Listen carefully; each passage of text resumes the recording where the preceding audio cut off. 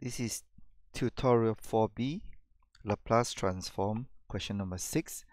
We're given a differential equation over here. Initial condition, y at time 0 is equals to 1. So this is t. Y times t equals to 0 equals to 1. Y dot 0 equals to 0. So y dot 0 is dy dt at time equals to 0. Now, we are also given that the input is unit step. We are asked to find yt. We'll use Laplace transform to convert this equation into the S domain so that we can manipulate the equation algebraically and then find the inverse Laplace transform for yt. So the Laplace transform of d2yt dt square, the Laplace transform is s square ys minus s y0 minus y dot 0. Let's substitute y0. y0 is equals to 1, y prime 0 equals to 0, and therefore we get s square ys minus s minus 0. So this is d2yt dt square.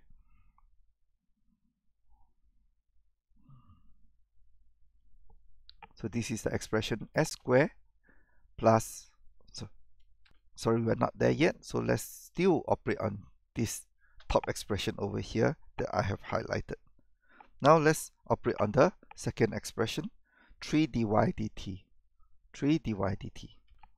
So this is 3.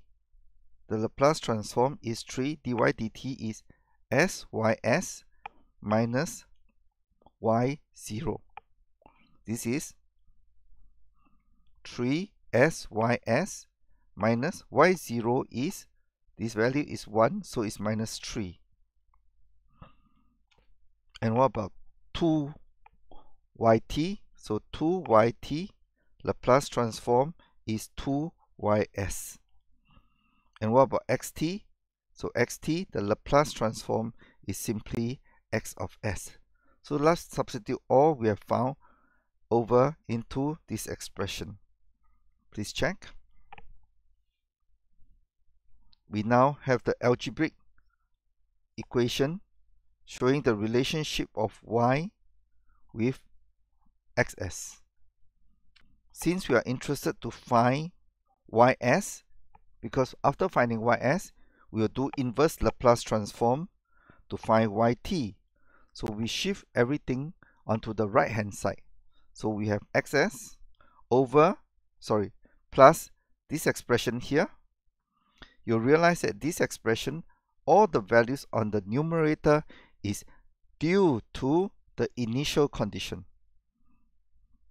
So because the initial condition is non-zero, that's why the numerator is non-zero. Actually, if the initial condition is 0, this numerator will become 0. What about the denominator?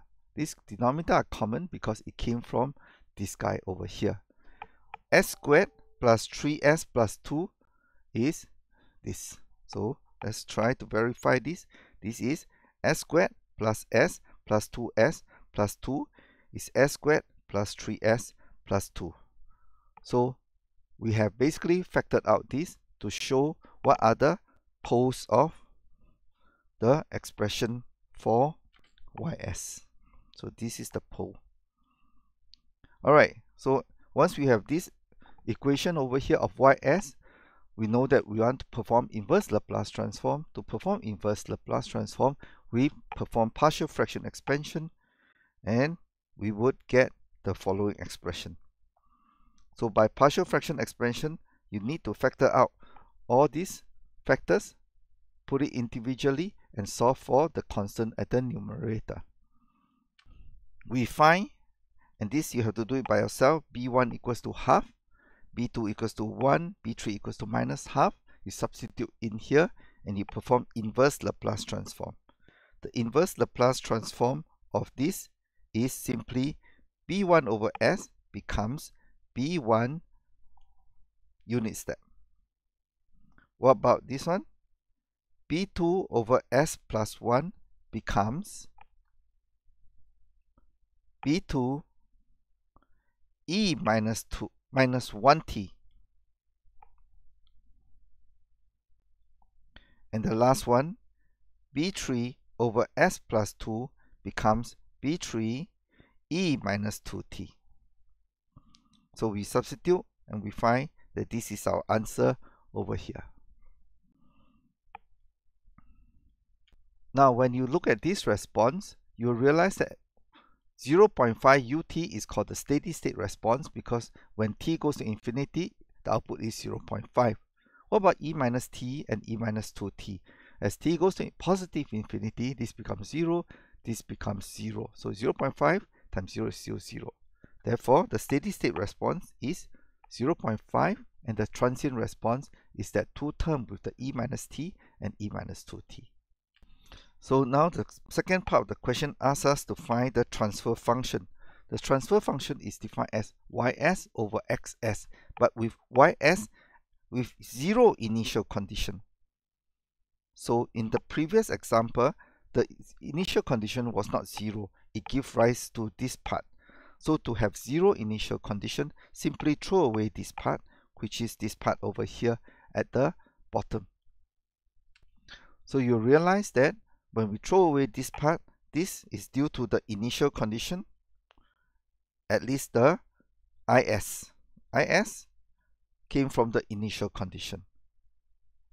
So when by setting is equals to 0, we have ys over xs, which is this expression here. And we can find the transfer function in the s domain, and hence we can find the transfer function in the impulse response in the time domain by simply doing inverse Laplace transform. To show you why is is due to the initial condition, we give you a hint in the next page. I extracted this from Chaparro's text, page 221. With that, thank you.